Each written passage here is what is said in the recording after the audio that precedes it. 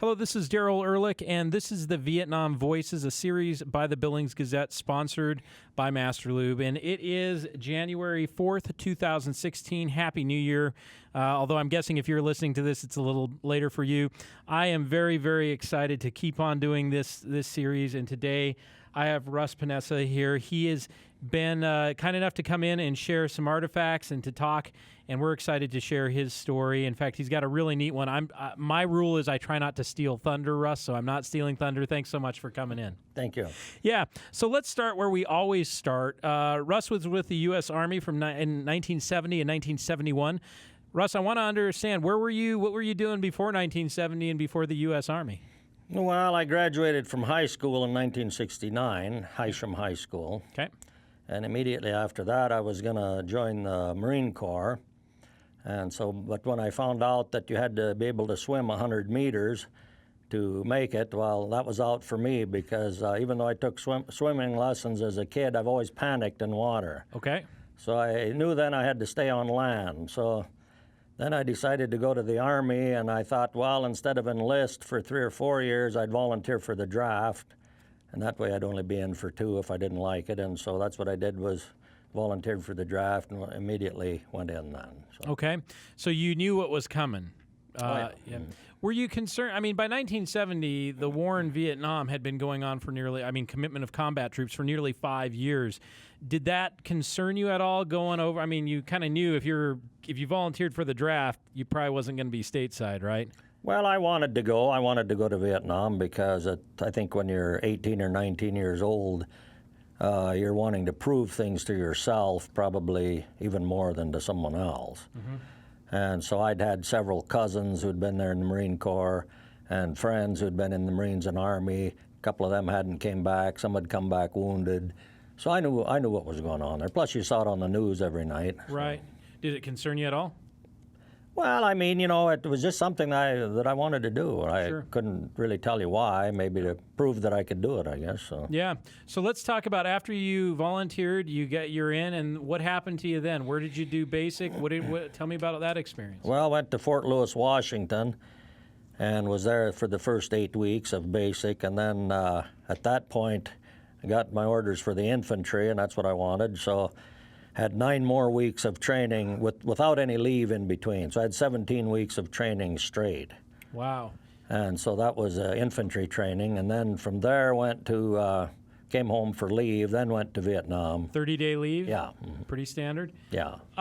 Infantry, that's just, you're probably going to see some combat, correct? Probably almost anybody that got orders for infantry got orders for Vietnam. Okay. So you get what do you do during that? It always seems interesting. You know what you're going for. You get 30 days off. What do you do for those 30 days? Do you remember? Party and run around with friends, and it goes pretty fast. 30 days, it'll just seem like 3 or 4 days and it's over with. Yeah. And your reporting went to like Oakland, California is where we reported to. Okay. Shipped out from there. Let's talk about, so you go over and you've got that kind of I'm guessing a multi-legged flight over to, some people went Hawaii, Guam, Philippines. So where do you land in Vietnam, and what are your first impressions? Well, our plane landed in Ben Hoa, which was a real big base. In fact, I think there was like 30,000 troops stationed just at Ben Hoa. And so, we landed in the daytime, so you could see the country as you were coming down. And then it starts you're thinking, I'm here now. Right. This is Was it a quiet? Yeah, it's different to think it. It's different to see it. Yeah, you're seeing it in color then. So anyway, got off there and then got assigned to the 1st Cavalry Division. Okay. And their headquarters weren't too far from Ben Hoa at Phuc Vinh. So we went there for a couple days and had like in-country air mobile training, which was all helicopter stuff, like loading, unloading, everything to do with helicopters. Plus we did rappelling out of helicopters, probably at about 100 feet. And even though we never used rappelling in combat situations, it was part of the air mobile thing. And so completed that in a couple days and then went out to a fire base out towards the Cambodian border. And Fire Base Mace was the name of that one, and that was where our battalion was centered at, and so I was there for 3 months. Okay. When you got to Benoit, you just see a lot of. It probably looks like a big military installation. Does it look? Did you get the idea that you were definitely somewhere different or in a war zone? Well, the smell and the people you saw. I mean, it was you knew you were in a different country. So you get there, you go. The first cab has the reputation of being working almost exclusively. It's really with helicopters. Yeah. It traded that, and so you didn't necessarily train in the airborne, but you have a lot. No, they called it air mobile. That's what Okay. they took their infantry and made them air mobile. Them and the 101st Airborne both were the two big air mobile units that went pretty much all over Vietnam, wherever there was trouble. Whether it was way up north or down south or whatever, those two usually were in on it. So you go to almost the border, and tell me, let's just say, tell me what that was like getting there for the first 3 months. Did you say? And Yeah. And what does it look like? What does it look like? What are your first impressions? Well, there was two main types of terrain that we were in. It was either lowlands that were real tall elephant grass and or like hills and mountains, and most of the time we were in the hills and mountains. And this particular base was in pretty rough country, but we just ran patrols there. And at that time, the Cav had came back out of Cambodia on that when they went in on that big mission that time. And so the guys who were still there, the short timers, they really were squared away.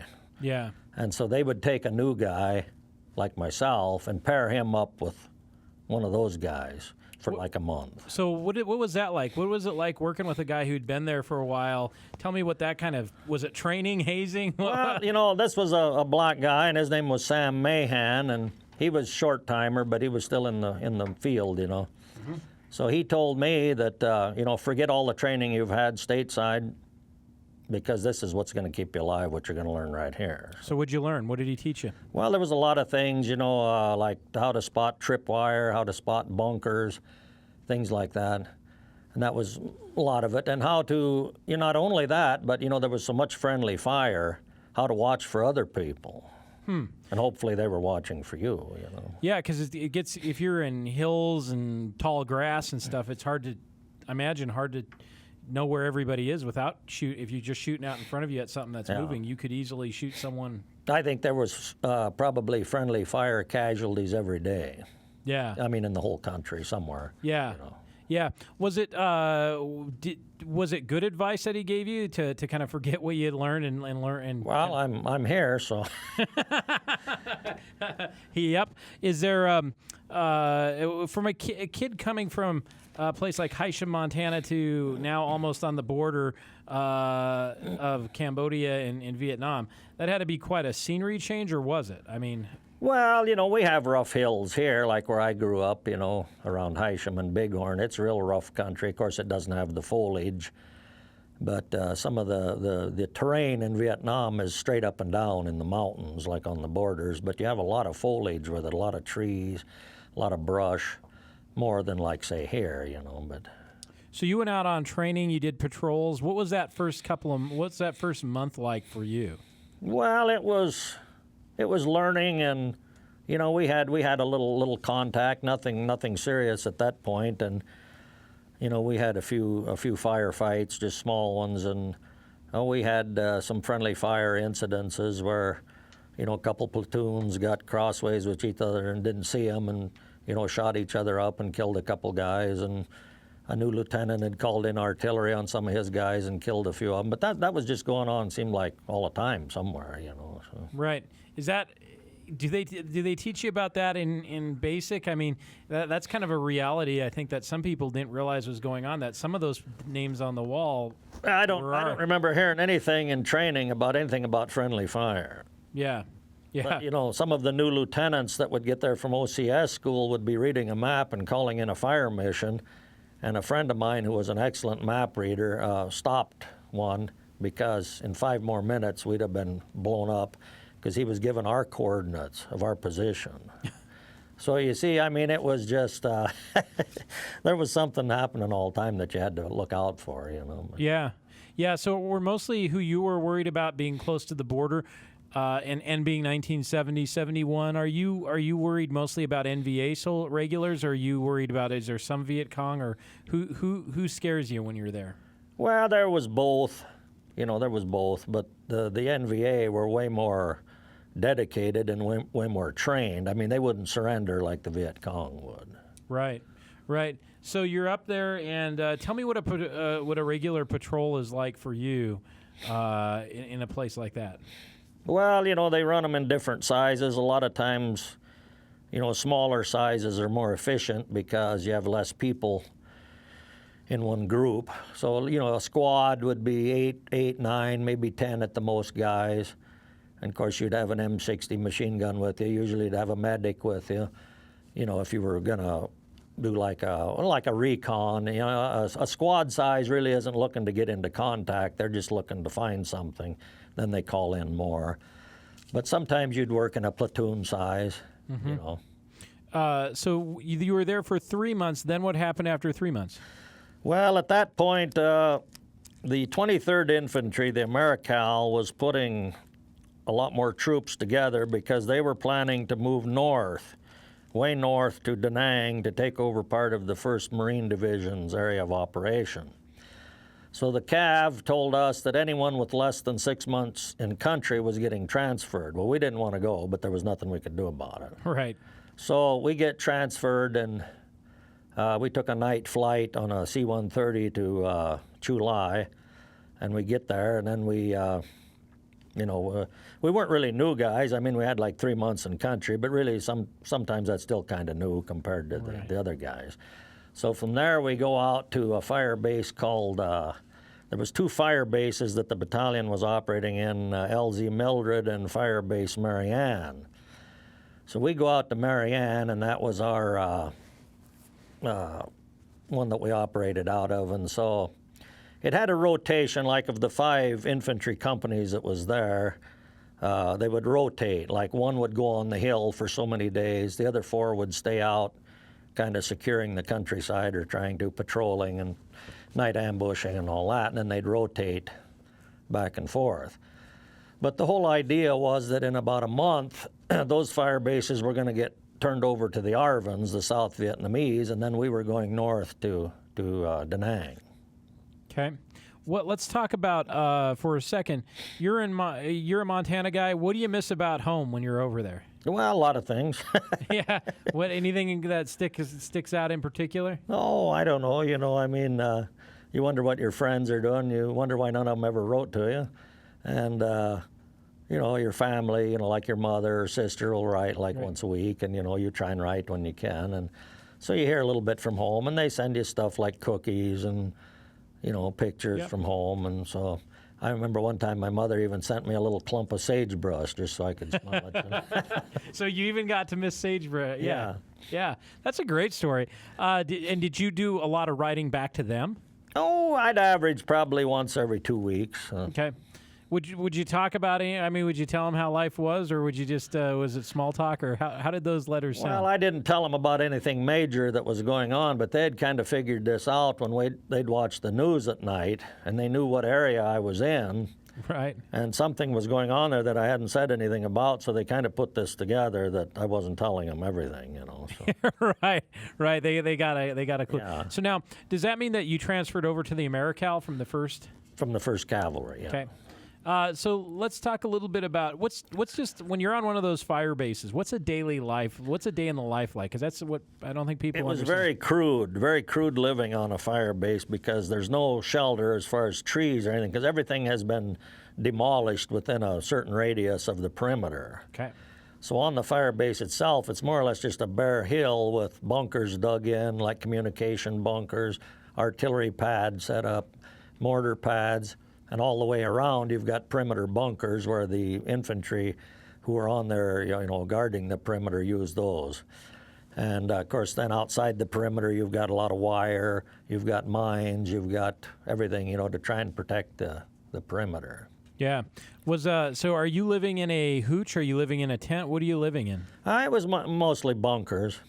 Okay. When you're on the base, Was it, were you, because you were on a base, did that make you a target for enemy fire? Well, it was a fixed target. This is why, I preferred to be out in the field instead of on a fire base because, a fire base isn't going anywhere. They get a fixed position on it, and you could get rockets, you could get everything. But at least if you were out in the jungle or in the hillsides, you never stayed in the same place more than one day or night. You changed positions every day, so you kept moving out there. Right. Did you, when you were on the fire base, were you getting shelled or mortared? No, sometimes, yeah. What's that like? Well, it's exciting. And it never comes, does it come during daylight or mostly at night? Mostly at night, yeah. So you're sleeping, or you're trying? Well, usually there's like 2 guys on every bunker, so, one guy will be on guard like for so many hours, the other one will be sleeping, then they switch then. So.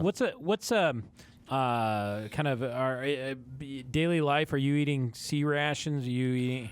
Well, pretty much. If the fire base is big enough, they'll have like a mess hall where, they'll have some hot food there. Right. But when you're out in the field, then you're eating sea rations or LRPs, the long-range patrol meals.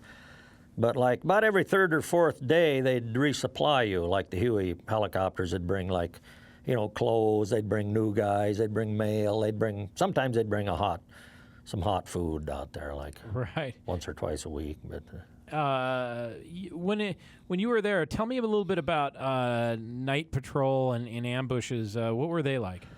Well, they pretty much went on every night because, like, if you were moving during the daytime, you always cut a new trail. You never used an old one because they were the masters of booby traps, Mm-hmm. And so you'd cut a new trail. Well, a lot of times they would follow you on the new trail to get close to your nighttime position. So you always, mind the back trail when you'd come in at night. And then you'd send out a night ambush, too, and set up. Usually that was a squad size because if they got in trouble, then, they were, somebody would help them. But they were just more or less to sit there and hide and wait along the road with some claymore mines, and of course they'd have some, automatic weapons and everything. But so that pretty much went on about every day and night. Yeah, was that did you encounter a lot during the night patrol when you were out there, or ambushes, or? I don't know about a lot. I mean, there was a lot of ambushes that happened, and sometimes they'd get away. They it just depended. Sometimes they'd hit the claymores, and when that would happen, I mean, they weren't going anywhere then. But, right, and it woke everybody. Yeah. If you were dozing, I imagine it woke everybody up. Yeah. What's What's nighttime like in some of those areas? Is it like, one of the things that I appreciate about Montana is it's wide open. If the moon's out, you can see everything. But what's nighttime like in Vietnam? Well, when it was clear, a clear sky at night, a lot of stars, it was an open view, but, for 6 months out of the year, it'd be raining. Yeah. Cloudy. A lot of fog in the mornings. A lot of mornings you couldn't see nothing till, 9 or 10 o'clock sometimes. Wow. Yeah. So it was almost impossible to work. Yeah, the valleys were just filled with fog a lot of the mornings. What are the sights and smells and sounds? What are the sensory things that you remember from Vietnam? Oh, I don't know. There's a lot of different smells in the jungle. You don't really know what they are because different plants and animals and stuff, but a couple of smells I remember, like the diesel fuel, because everything burnt diesel over there that we was around, like, well, the jet fuel, but when you were around a fire base or you happened to go into a big city, why, all the trucks and everything was just that smell of diesel fuel. And of course, even now when I'm putting up hay or something in the summertime and that diesel fuel, when it's 100 degrees out, it still kind of gets that smell to it. Yeah. And I imagine sometimes when you're cutting hay or you got wet, I heard a lot about wet vegetation, and I imagine that sound. I've had some folks who grew up on a farm saying wet hay, wet alfalfa. Yeah. There's a well, certain a lot of that was over there was the heavy dew from the fog. Mm-hmm. And now here's something they never taught you in training. Okay. Was that your weapons, if they got that heavy wet dew on them, they'd misfire. So you kept them covered with something, either a poncho liner or something to keep them dry, because if you needed them in a hurry and they were wet, they might shoot 1 or 2 rounds and that was it. And your primary weapon, was it the 16? Yeah, I carried several different weapons. Carried an M16 a lot. Carried an M16, an M79 over and under Okay. for a while. Carried an M60 some. Okay. The 79 was a rocket or was a grenade launcher, right? Yeah, it's a grenade launcher with Okay. the M16 on the top and the grenade launcher on the bottom. Okay. And I know that the 16 had a reputation too of jamming on about the 18th or 19th. So you carried some clip. Did you? Well, this was another training thing that you never heard in the States, was that if you load a 20-round clip with 20 shells, it's going to jam on you. Yep. But if you put 18 in, it might be all right. So this is all the helpful. What's the best piece of advice that you learned in Vietnam, or what do you think's the one that was the most helpful that they didn't?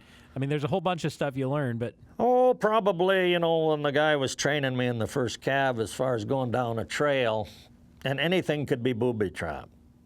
okay, I mean, even a stick laying in a funny direction. right, We had a guy get killed from a stick one time. really, It had a grenade under it, and when it went off, it blew the stick right into him, just like it was a shell or something, But because they could booby trap anything, but usually if you went real slow, and we used dogs a lot, the dog handlers came, and the dogs would take the point, and they'd find the tripwires, they'd find the explosives. So if you had them along, it took a lot of load. The dog saved a lot of Americans' lives. yeah. That's something we had a dog handler in as part of the series, and I didn't realize it, but yeah, they were very perceptive. Yeah. But they could booby trap. So you got to be watching. You don't touch anything that looks out of order or. No. But they meant to do that, right? That's what they just yeah. something just give it a kick, right? And even now, like driving down the road, if I see a box on the road or just a piece of something, before I even think, that's the first thing that hits my mind. Really? Is don't touch it. Huh. Because a lot of people pull over and pick up a box and see what's in it. Yeah. Well, that's what they wanted you to do. Yeah, so that's still something that you carry with Yeah, you. Yeah. I imagine if it meant life or death, you'd have to really drill that into your head. Yeah. Tell me a little bit about if you're going out at night on these ambushes, you're not getting a lot of. Doesn't sound like there's a lot of rest over in Vietnam. Well, you're young and you're pretty rubbery. I mean, you can take a lot. You can really take a lot. And of course, you're carrying an 80-pound rucksack when Yep. you're moving in the daytime.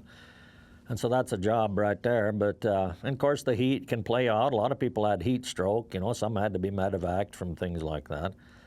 And of course, usually the medics could treat, a lot of things in the field. But sometimes if it was serious, they couldn't. But, yeah, some nights you didn't get much sleep. But I don't know, it got to be, after so many months of it, it was just kind of your way of life. And, you kind of got used to it. But Do you remember the first time you got into to a firefight? well, that was in the first cav, yeah. Okay, what was that? I mean, let's face it. You're a Montana kid. You're not probably phased by guns or anything like that. But it's one thing to know a gun. It's another thing to be involved in one where they're shooting at you or you're shooting at them. What was that like for you? Well, I think the first time was there had been a sniper up in a tree, and I forget if he hit the point guy, but he took a shot at him. Well, then everybody just drops and just opens up, and up to that point, I didn't know that you just shot whether you saw anything or not. I mean, you just started putting lead into the brush whether you saw anything or not. Right. And so after about 5 or 10 minutes, then you stop and look around. But you have this rush of adrenaline that you can almost become addicted to that after a while. Yep, I think that's true. We've heard a lot of guys, and a lot of guys say, I've had a couple who even said, I just shot almost straight up in the air because I, yeah, when a firefight's over, you're just wringing wet because of the tension, the adrenaline, and you might even have tears coming down your face just from this rush that's been inside you, and then when it leaves, I mean, you're just completely exhausted. Yeah. Yeah.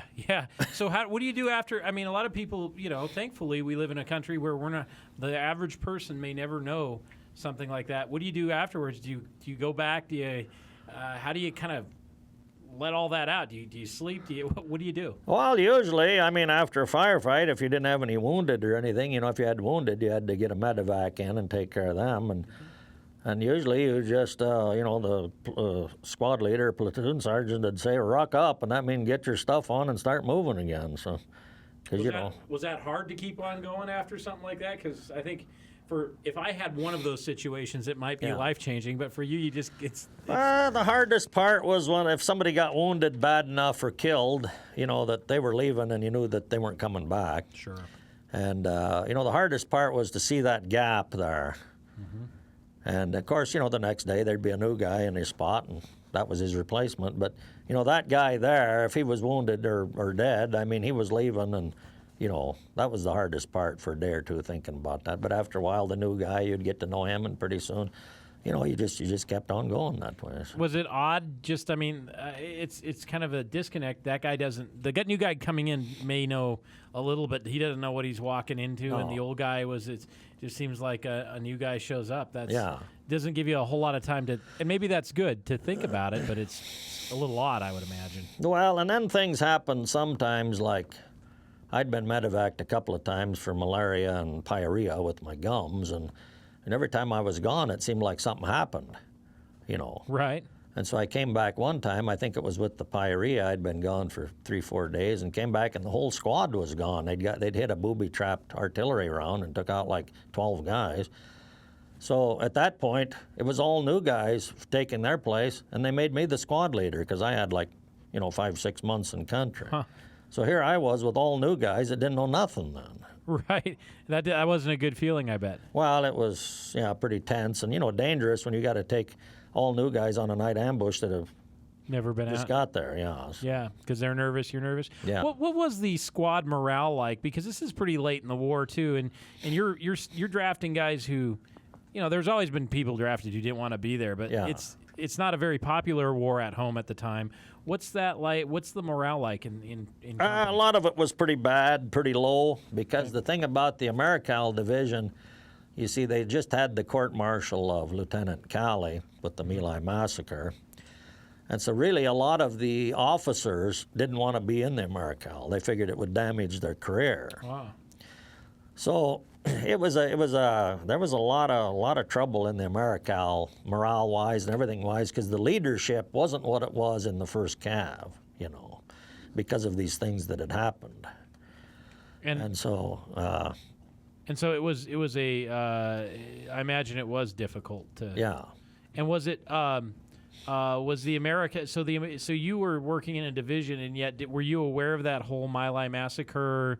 What had been going on with that while you were over there? It was in in this, I forget if maybe it was the Stars and Stripes or whatever, but it covered it in that, and so we were very disappointed when he got convicted because we knew how something like that can happen, but so it really brought the morale down. That deal did. Yeah. In 70 and 71, there's there's a lot of reports of.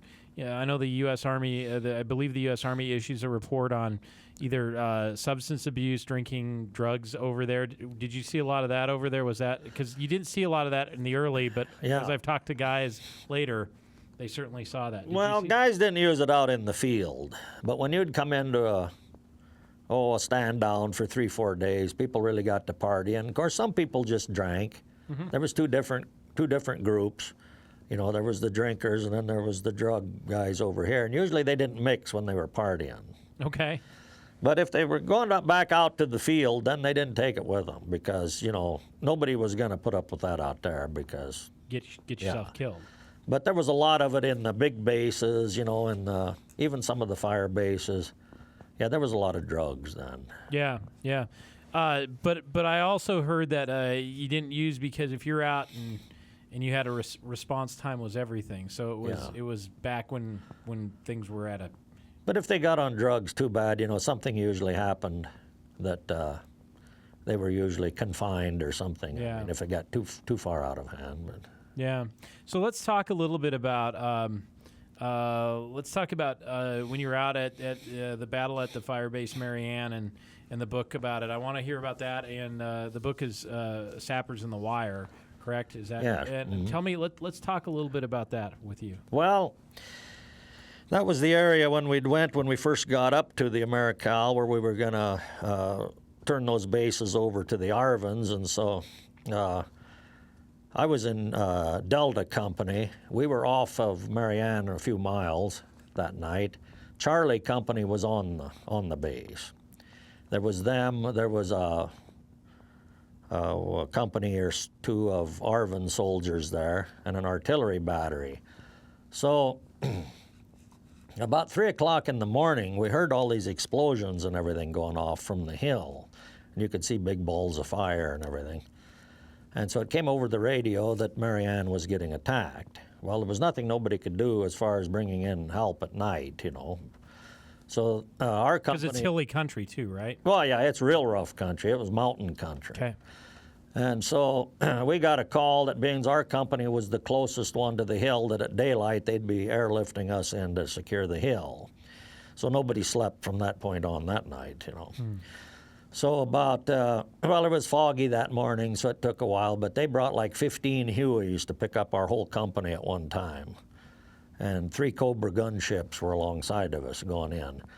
So I remember coming in, and the first sight I had of the base was it was just a ball of smoke and dust. So we were landing, and of course some of the Hueys, you know, the visibility was bad, and they almost collided because they couldn't see, but they got set down, and right when they set us down, we started putting the wounded, because there was 30 dead and 82 wounded on the hill at that point.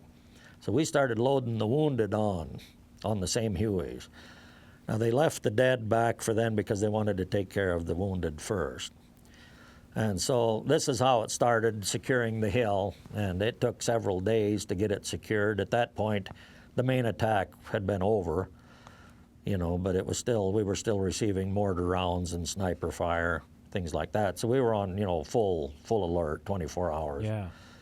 And but the 409th Sapper Battalion, Viet Cong, had came in on the side where the ARVN perimeter was, and so this is why they think the ARVNs helped them. Okay. Because they came in through that sector there, never got fired on. Well, to start with, they had hit the base with rockets and mortars, you know, and then the about 50 of these sappers came through that sector there. Well, once they got inside the perimeter, the Americans who were trying to defend the base actually had the sappers behind them instead of in front of them. They had the other force out in front. So a lot of these guys who were killed were shot in the back or blown up from behind because the sappers were behind them inside the center of the... They got through. And the first thing they did was blow out the communication bunker. Then they blew out some of the artillery guns. And so, you know, some of the Americans put up a good fight there. There was some hand-to-hand combat and everything, but...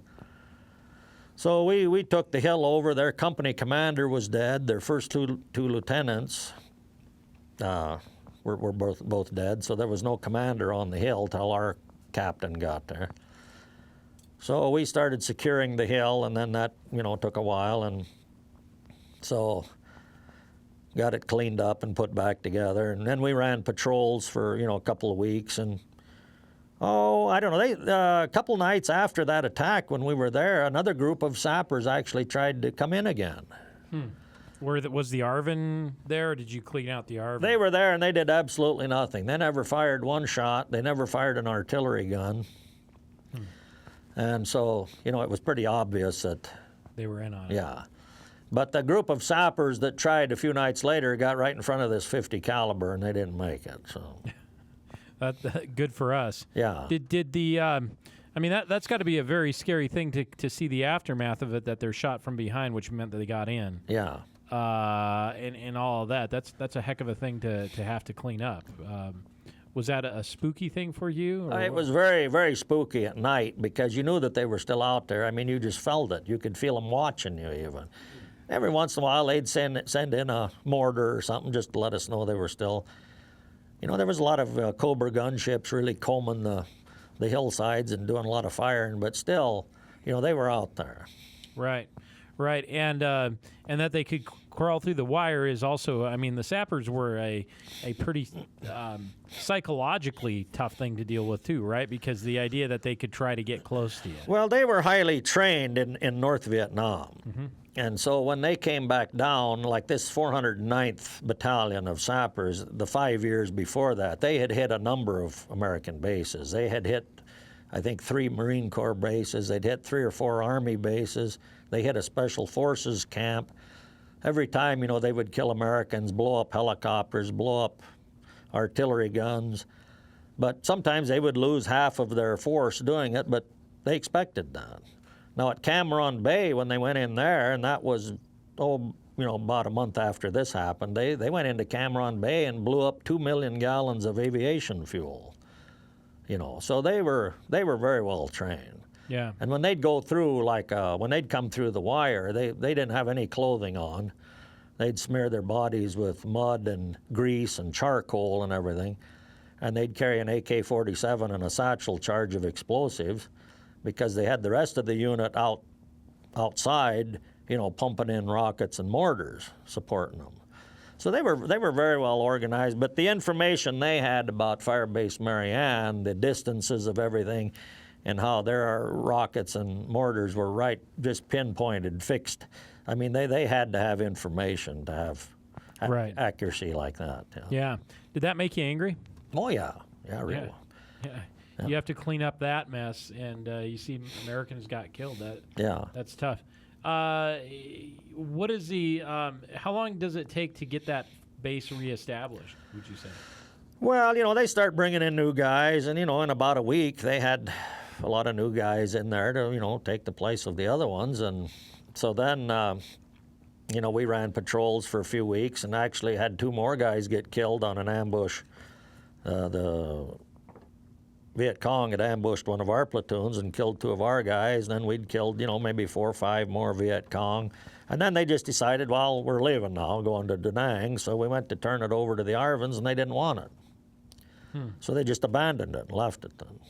That's got to be frustrating, too. You're spending American lives, literally, and they don't take control of their own destiny, so to speak. But that was really part of the war, too. Oh, yeah. Was it when you're doing all this? So let's talk a little bit about malaria. How'd you contract that? And that's not a fun disease to deal with. We've heard a little about that. I don't know that I've met anyone who had to deal with it like you did. Well, a lot of people got it, from different reasons. I don't know. I think I probably forgot to take a few of my pills. But when you feel it coming on, I mean, it's just like you're just very hot and dizzy. Okay. And so they sent me in, and that's what I had. And so I was in the hospital, I don't know, a week or 10 days in Da Nang with it. When I got out, then the first sergeant said, well, you don't have to go back out to the field. You can go on the fire base and, be on a mortar squad or something. And I said, no, I didn't want to go on the fire base. I wanted to go back out. So he said, well, a lot of people would like to have this chance. And I said, well, you can give it to somebody else then. So I wasn't going on the fire base. Well, malaria, though, is pretty. Do you still have effects of it? Is that still a long-term thing with your health? Oh, I've talked with World War II guys that had it that claim, for 40 or 50 years they still felt things. And there's certain times of the year, like when the weather changes, like going into spring when it starts warming up more, I'll get kind of weak for a few days, and I think that's part of it, Yeah. Yeah, what's the so when you went back out, was it hard coming basically from the rear back out? Because you never knew. Is that what are you going to face? Or are you going to have a whole new platoon of guys? Well, you always knew a few guys, but I think it was actually safer out there than it was in the hospital, because in the hospital at night there was so many people on drugs that they were asleep in the daytime, but at night is when they came to life. And I didn't sleep one night that I was there, just because you didn't know what somebody was going to try and do. So I was glad to leave. Really? Yeah. Did you get any sleep in the field? Well, if you weren't on guard or you weren't on ambush or whatever, you'd get a few hours of sleep at night if the mosquitoes didn't drive you crazy. But let's talk a little bit about the mosquitoes. How crazy was that, and how do you fight off mosquitoes, and what are there other critters you got to fight off? Oh yeah, there was all kinds of different animals. The mosquitoes, they had repellent, and they had the nets. You could put over your bush hat and down, and they even had like a net, like a tent that would make like a 2-man deal. But they were just, at night, the air was just black with them sometimes. They were that thick, How did you keep them away from you? What was your, what did you think worked best? Well, I don't know. If you had some of those things, you could use those and keep some of them. But, they were always biting you somewhere. But It was just they were some areas were thicker than others. This is why it was a lot tougher going in the mountains, but you were higher elevation, you had less mosquitoes, and the lowlands is where they were really thick. Right. Right. So you liked actually being up higher. Yeah. Was it when it was rainy? I've heard in the highlands it got really actually cold. The temperature may not have been cold, but it was so wet. Is that true? Yeah, you could get chilled at night, and then we were in a couple of typhoons that came through. What was that like? Well, yeah, that was wild. About I don't know how 100-mile-an-hour wind or whatever, and just rain pouring for like 10, 12 hours. I mean, and it didn't make no difference what kind of a structure you put up. It was probably going to get tore down from the wind. And once you got chilled, then I mean, there was nowhere to get out of it. Right, you were wet for a long time. Yeah. Someone said the worst part of Vietnam was never having dry socks. Was that true? Well, usually on resupply day, which was every 3 or 4 days, they'd bring out socks, but sometimes you had to wear them that long at least. But, wow. Well, what's the a lot of the guys at least that we've talked about, when they're eating or when they're talking, they talk about what are they going to do when they get back to the real world, as if gunfire in Vietnam was not real. They had plans. What were your plans when you got back to the real world? Oh, I was just going to come back and ranch and stuff, and that was my plan to do pretty much what I did. So. All right, so you followed that. Yeah. That's good. Was there any good beer in Vietnam? Oh, I'm trying to think. There was Pabst Blue Ribbon was the main one. And it seemed to me like if you really got some good stuff, it was like Schlitz. Okay, so pretty blue collar over there. Yeah. Was there any good food? I know some guys said, well, when they give us steaks, it wasn't bad. Well, if we came in for a stand down, like into a big area, which about every 30 days, you might get 3 days to do that. But yeah, they'd cook up steaks and chicken, and it tasted good, because you'd. Right, you hadn't had that. No, and I'd never liked potato salad when I grew up, but over there one time I came in and that's all you had with the steak and chicken was potato salad, and I ate some of it and I've loved it ever since. So. Let's talk about. Was there any time that you thought that you might not make it out of Vietnam? Oh, there was a few times that you knew where you were going the next morning. Yeah. The mission and. Yeah. Yeah, what was the scariest moment that you had over in Vietnam?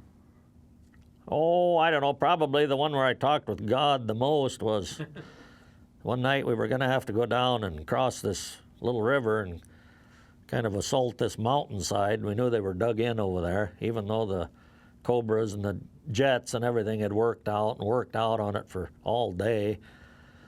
And so we thought, well, geez, there couldn't be nobody left alive over there. And so the next morning at daylight, when we were getting ready to go, the patrol that was out there, the recon, they radio in and said there was movement down along the river. There was people getting water, so we knew that there were still people alive over there, still dug in. So that's pretty nerve-wracking. They could take a lot of pounding from the air, So your feeling is ARVN may not have been great soldiers, but the NVA were pretty decent as soldiers. I mean, you're a soldier, they're a soldier. Yeah. Tell me, I want the story on your Russian SKS. How did you get that? Well, that was interesting. We had a big mission. It was supposed to be secret. Usually nothing over there was, but I think this time it actually was, because they'd taken us to Da Nang, and it was going to be a battalion-sized mission, which was unheard of, like 400 guys, 5 companies on a mission. But the thing about this mission was they took us all to these big airplane hangars and locked us in there so that nobody could talk to anybody. And then they lined up all these helicopters, just rows of them. And this mission was going to be that the NVA had a radio that they were broadcasting with, and in this valley, and they knew that it was underground. And so it was going to be a battalion-sized sweep of this valley in one day. And so we had 2 or 3 trial runs where we thought we were going. They'd rev up the helicopters and they'd say it's time to go, and we'd run out and jump on them. They'd sit on the pad for a minute or 2 and start shutting them down. So they did this a couple of times until about the second day when we thought, well, it's just another trial run. we run out and jump on them and they take off. So we're heading out for Happy Valley, and that was a pretty big valley. It was like a tributary of the Ashaw Valley. And there was always a lot of activity in that area. And so we're going out there, and that's where most of our missions were. And so we get out there, and of course we were all landing kind of in different parts of the valley. And so me and my squad were on one Huey, and they set us down almost right on top of this village. And of course everywhere where we were going was considered enemy ground, yeah. So they set us in right on top of this village, and right when we're landing, I mean, you can see the fires, the smoke going. They were cooking stuff and everything. And of course, they'd heard the Hueys coming and started taking off, you know. So they set us right there, right on the edge of it, and we surround it and start searching it real careful, because we figured it, you know, probably was booby-trapped or something. So everybody had kind of fanned out a little, and I poked my head around the side of this hooch, this grass hut, and there's this old guy. He looked like Ho Chi Minh sitting there on a log, and he had this SKS that I have leaning next to him a few feet away. So he's just sitting there, you know, he's not doing nothing and just kind of staring straight ahead. And he looked like he was about 80 years old or something. You know, he might have only been 40 or 50, I don't know, but he looked old. So I yelled at him, you know, I took aim on him, and I yelled at him to Chu Hoi, which means surrender. And so he just put his arms up. He never reached for the weapon at all. So, I mean, I didn't shoot or anything. And I go over there to him and, you know, have him guarded. And about that time, a couple more guys come around the corner. And one of them was the translator, the South Vietnamese scout. So we asked him how come he was there and nobody else. And he said, well, everybody else had run when they heard the helicopters coming. But he was too old to run or fight anymore, and so he said if we wanted to kill him, go ahead, because he had no reason to live no more. But well, we did, and we tied him up, his hands and feet, and then we put him on a Huey and sent him in as a prisoner. So I don't know what happened after that, but that's how I acquired the weapon. But he was just sitting here with an SKS, which is a semi-automatic. Semi-automatic. Right. That must have been kind of a bizarre thing to walk up on that. Just a guy sitting there. Well, it was, you know, I was precautious because you didn't know what they might try to do. I mean, if he's a trap? Well, yeah, they might have even had him booby-trapped. I mean, because the Viet Cong would even booby-trap little kids. And when a GI would see one and pick him up, I mean, they'd detonate it. I mean, they would do anything to kill an American. Right. So if this old guy, you know, if he didn't want to live anymore, he might have been a bomb sitting there. But luck was kind of with him that day, because later the ones who had ran away got caught in the open by a Cobra gunship, so he did live that day. So right. Is it when you're searching those villages, you've got to be very careful, very methodical, right? Because you don't know who, and they're underground. You just don't know where to look. That must be you have to be pretty must be very heightened awareness when you're... Well, and, you know, there's so many things that can happen that I don't see how you'd ever find all of them, but, you know, you get lucky sometimes, and sometimes you got a good dog or two with you that help a lot, or, you know, but there was just so many things that could be booby-trapped that there was no way to find them all, you know. And so you had to fill out paperwork on that? And as a captured war, war, was that difficult? No, not really. There was guys. A friend of mine, we'd been on a night ambush and killed some NVA, and an officer had a 9mm. I think might have been Chinese made, because it had I don't know remember if it was Chinese or Russian, but it had the red stars on the pistol grips, and so he picked that up and he registered it and brought it home. So. Let's talk a little bit about the death of Private First Class Harry Brack. Tell me about that, because that was in Happy Valley too. Yeah, well, that was the most personal thing for me that happened. Okay, tell me about that. Well, when I came back out and became squad leader, he was one of the new guys in the squad.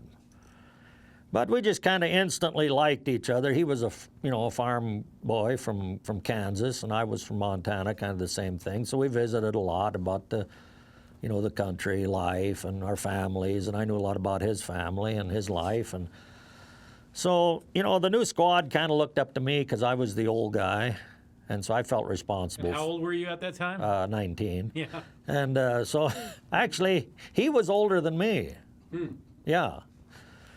I didn't know this until recently, but anyway, so, I got to know him pretty well. And so we every morning, about daylight when we'd be having coffee and kind of getting ready to move out, that's when we did most of our visiting. And he'd always get packages from home every week. His sister would send him Skoal tobacco, chewing tobacco. So he'd give me a chew every morning. And so this is kind of how we got to know each other. And so that went along that way. And well, one night we were on a night defensive perimeter set up, and we'd cut in on a trail. And of course, like I said earlier, we always mined the back trail to safeguard it. And so anyway, him and another new guy were on a position there, and for some reason, nobody ever knew. I've never figured out why exactly about daylight. He must have thought he was on the perimeter trail and was going to come around the perimeter to where we were, and he got on the back trail. And so, we hear an explosion, and we thought it was incoming to start with, but that's all we heard, nothing else. And so then we started asking the other positions, who they saw, and well, they said Harry's not here. So we checked the back trail, and he was mortally wounded. He was still alive, but there wasn't much we could do. The medic, was trying, but so we'd called a medevac then, but it was rainy and foggy, and they were slow getting there. But I'm not sure that it probably would have made the difference if they had got there earlier. But so anyway, he died about the time the medevac got there. So it was listed, as non-hostile because of one of our own, like a friendly fire. So I don't know, it bothered me a lot because of how it happened and why, And another thing that bothered me was a few weeks later, his dad wrote to the company commander, the captain, wanting to know the details about it. So at that point, I knew that the family wanted to know something.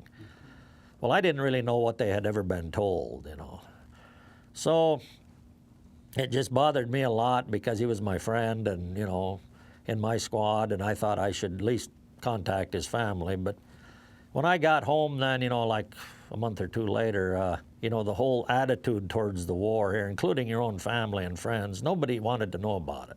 Nobody wanted to talk about it. Not one person asked you how you were. Really? You came back.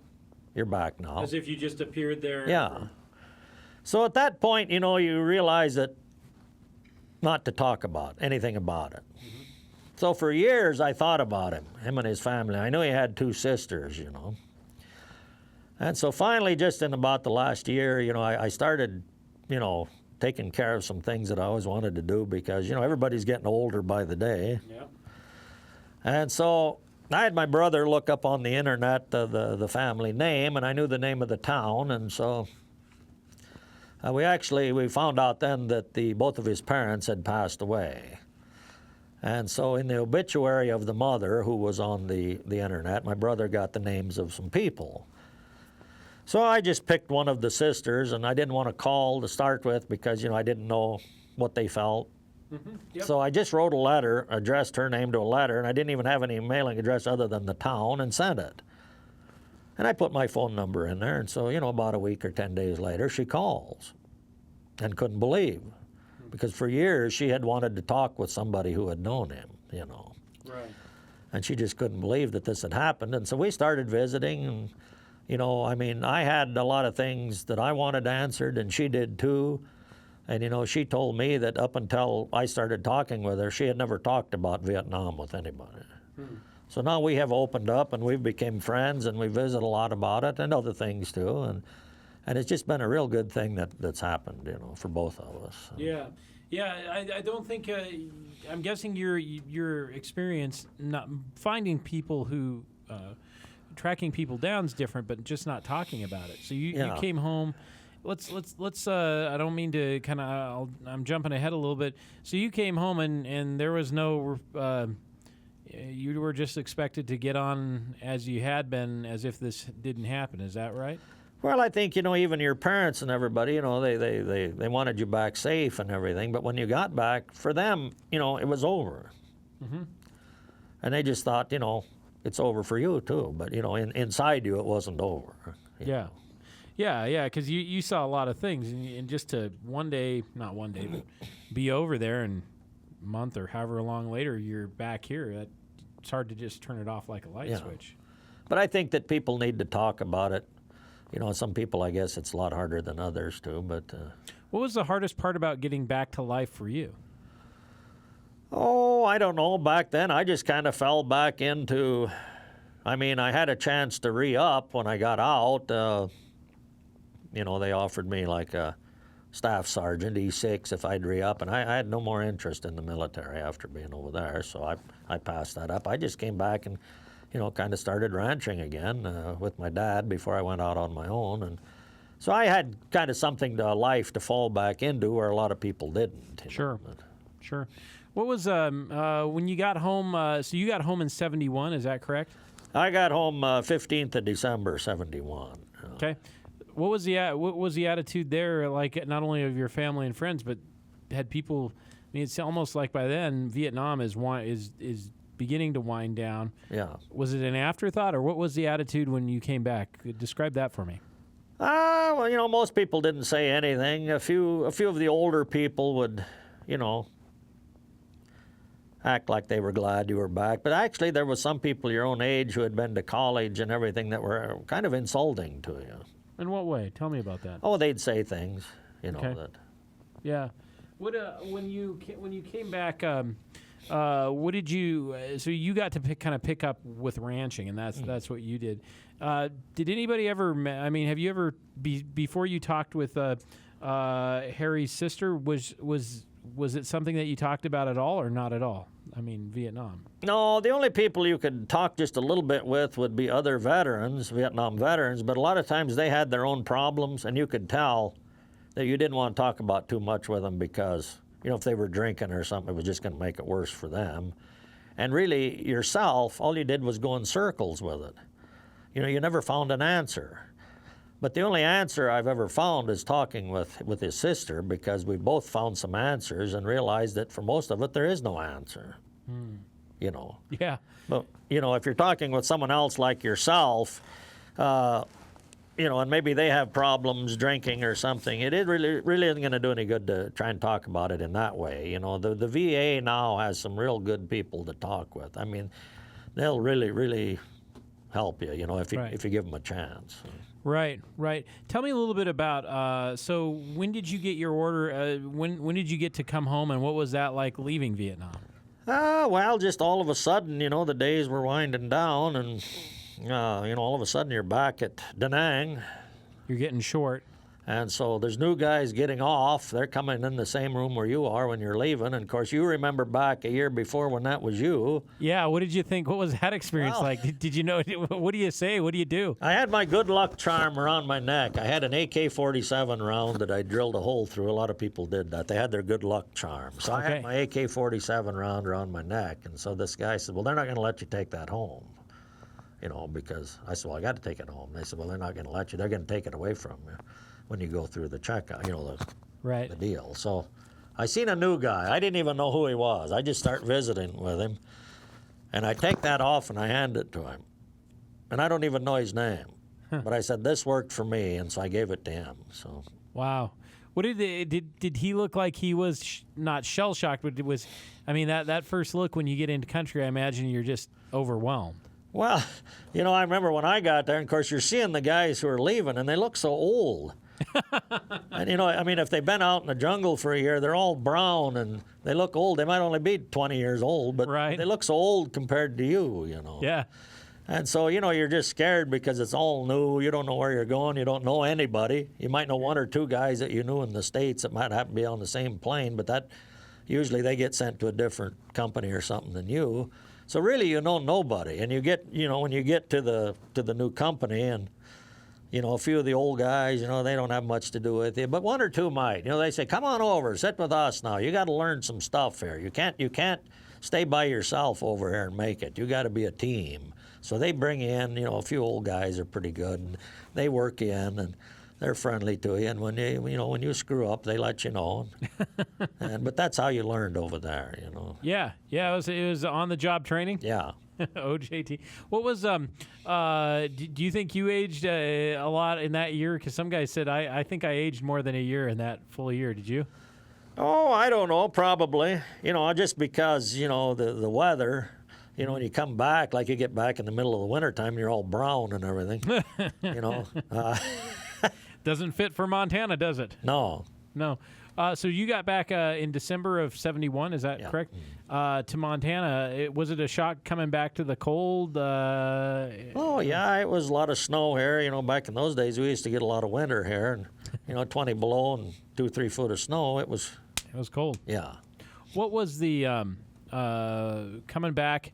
And you're getting what were you looking forward to the most getting back here? Oh, just to see my family and get out around the cattle and the animals again. That's pretty much what I've done all my life, and so. Speaking of animals, what did you think of the animals over there? Well, there was, the cows were sacred over there. Right. So they never butchered them or nothing. And the water buffalo, that was like their tractors. Right. So if an American had to shoot one, if they charged him or something, the military had to buy that. It was just like buying them a new tractor. Right. And the water buffalo liked the Vietnamese. They liked the little kids, would sit on them and everything, but they hated the sight of an American. Really? And, of course, out in the jungle, there was a lot of different animals. There was lizards and snakes and, just all this stuff that at night, they'd be crawling around you. And, some people got bit by things and had to get medevaced, and bees, scorpions. A lot of people got medevaced for those kind of bites. Right, you didn't have any problems with the critters? I didn't. But, I would not have liked the snakes. I've said that several times. But yeah. Other stuff. We talk about there's some really hard times over there, but there's also, were there good times? Oh, happy memories? There was funny things. I have one friend of mine that I'm still in contact with in North Carolina, and I talk with him several times a year. And of course, he had quite a sense of humor, and he had that accent that was funny, and so we had a lot of good conversations over there. And the funniest thing that we still talk about was when he'd get a letter from his girlfriend. Mm-hmm. Well, he wanted me to read it to him because that way he could concentrate on what it said. So I'd be reading real slow, and I'd get to a part. Now stop there and back up. Now read that one part again. So I don't know how many hours it would take to read this letter, but we still talk about that, That is a great story. And so you wanted to savor it. I've heard a lot of stories. That's one of my favorites. Yeah. So it wasn't all bad. There were some good times over there. Oh yeah, him and I, we were together for about 9 months, I guess. Or no, not about 9 months. He came home about 3 months before I did. But one time in one of those typhoons, another funny story. We had us a kind of a little hooch built out of some ponchos, and of course the wind tore it down in the middle of the night, and we just got soaked with rain, and so we didn't know how we were going to keep warm. And he's, well, there's only one way we're going to keep warm. And I said, how's that? He says, we got to hug each other all night. But he says, don't ever tell nobody that we ever kept warm this way. Right. No, you got to, hey, listen, it's war. Yeah. What's the, tell me a little bit about when you came home and have you gone back, and do you have any desire to go back to Vietnam? I don't know. Okay. I've talked with one of my cousins went back that was in the Marines there in '67, and he said, I didn't have no trouble with the people over there. He said it was the people here that I have the problem with. But he went back. He showed me a lot of pictures of it. But now his brother, who was there in '68, he offered to take him with him, and he didn't want to go. He wouldn't go. Mm-hmm. I wouldn't go because to me, everywhere you would look, you would think that someone, had died there, been wounded there. Mm-hmm. Because there's a lot of blood on the soil wherever there's a war that's went on. So. That's true. What's tell me a little bit about? Have you been to the Vietnam Memorial in Washington, D.C., the wall? I haven't been to that one. I've been to the traveling one. Actually, It came through Billings in the 80s at the Metro, and I went there and saw it. That's the only time. Was that a hard thing? Yeah, at that time it was very hard to do. Yeah. Looking back, now as a guy who was there almost, it wasn't 50 years ago, but it was more than 40, See, this is why I'm in journalism and not accounting, because I only do relative numbers. 45. 45. So let's say 45. What do you think of it now, the Vietnam War? Now looking back in retrospect. Well, they just wouldn't let it be won. There was times it could have been won, so easy. I don't look at it that we ever lost the war, because we turned it over to the South Vietnamese, just like we're doing in Iraq, Afghanistan, and at some point they're supposed to, take over their own war. So when we turned it over to them, I mean, we hadn't lost it. We had won every major battle that we'd been in. But people say we lost the war, but it wasn't us who lost it. I think it was the South Vietnamese that wouldn't fight. Yeah, or let people through the wire. Does it now looking ahead? One of the reasons we're doing this, one of the things that I've gotten the most out of is trying to preserve this, not only for people today, but maybe in the future when they ask, hey, what was Vietnam like, from someone who both lived in Montana and fought in Vietnam. What do you hope people in the future remember about the Vietnam War? Well, I would hope that we learned something, but it makes me wonder now, looking at Afghanistan, what we learned. Yeah. I can't say we learned anything.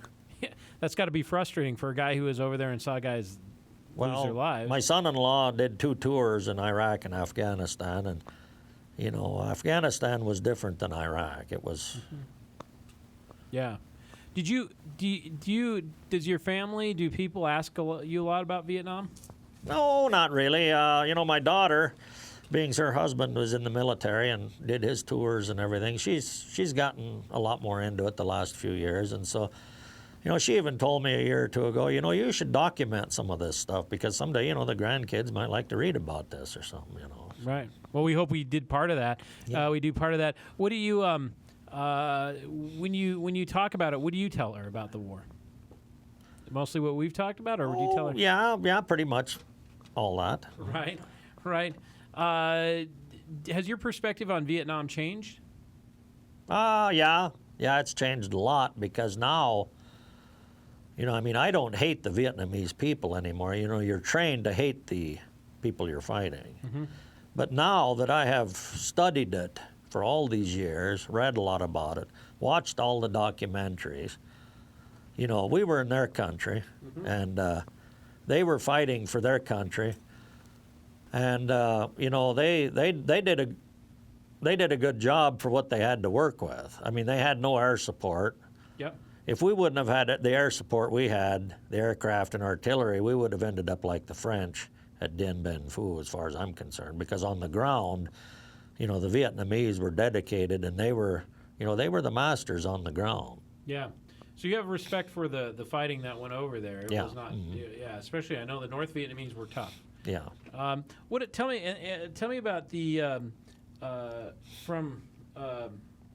a lot of it's really been interesting interviewing a lot of the vets, because it seems like many of you have become good students of the war. And I know that sounds weird, but I also interviewed some of the World War II vets, and I got to hand it to the Vietnam class of vets. They've done more studying on their war than anyone.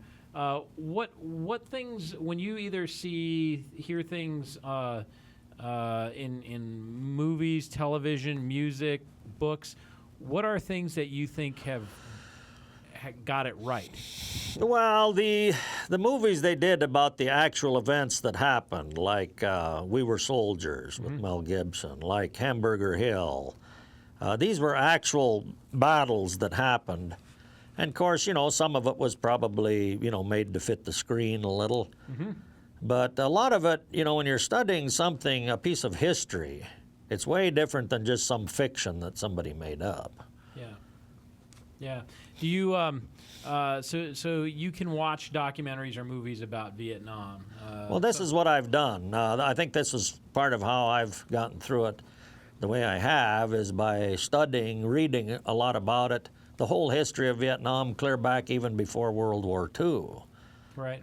Has that helped in kind of understanding? It has where you me. were? Yeah. The whole thing about the country itself. Right. He doesn't even watch TV. Yeah. I think so many of them have tried to understand. and maybe kind of why were we there and what were we doing? Those were Well, those and, were you know, those the way your it- questions? Yeah, I think the way that it ended probably left so many people with so many questions. Yeah. Do you remember when Saigon fell? I mean, that was Oh, 3 yeah. years later. And what did you think at the time? Oh, I couldn't believe it watching it on TV. You know? Yeah. So I've covered a lot of ground here, and I really appreciate it. What have I missed about your story that I need to preserve? What haven't we talked about that you'd like to share?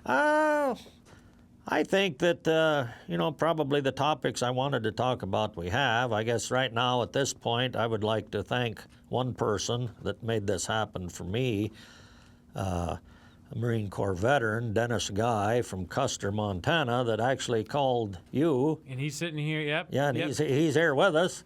And so I thought I could at least bring him along, being he made it happen. Yeah, I appreciate it, Dennis. And you know what? It's a good point. I mean, I'll take that opportunity to say, a lot of the folks who've come in have been at the suggestion of so many people who have helped with this project. I couldn't have done it without people like Dennis. I couldn't do it without people like you, Russ. I mean, this is a story that needs to be told. That's why we're telling it.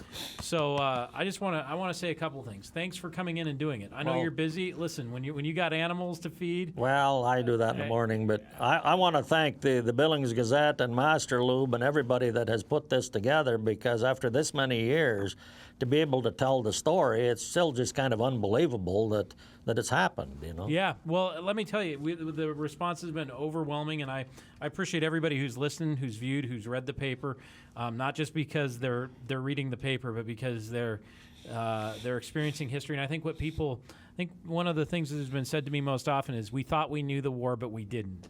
And it's only because of people like you who have come in and done that. So thank you so much. I want to first of all say thank you for sharing your story today. Thank you for your service. Thank you for going over there. I couldn't be more proud to do this project. So for Daryl Ehrlich and the Billings Gazette, this has been Vietnam Voices. Thanks for tuning in. Thanks for watching. I do appreciate it.